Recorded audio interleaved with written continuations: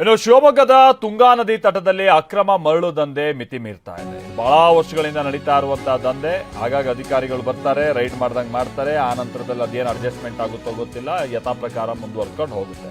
ಹೀಗೆ ನಡೀತಾ ಇದೆ. ಈಗೇನಾಗಿರೋದು, ಶಿವಮೊಗ್ಗದ ಎಸಿ ಸತ್ಯನಾರಾಯಣ ಅವರ ನೇತೃತ್ವದಲ್ಲಿ ಕಾರ್ಯಾಚರಣೆ ನಡೆಸಲಾಗಿದ್ದು ಗೋಂದಿ ಚಟ್ನಹಳ್ಳಿ ಗ್ರಾಮದಲ್ಲಿ ಅಕ್ರಮ ಮರಳು ಪತ್ತೆಯಾಗಿದೆಯಂತೆ. ಸುಮಾರು 30ಕ್ಕೂ ಅಧಿಕ ಲೋಡ್ ಅಕ್ರಮ ಮರಳನ್ನ ಈಗ ಸೀಸ್ ಮಾಡಲಾಗಿದೆ.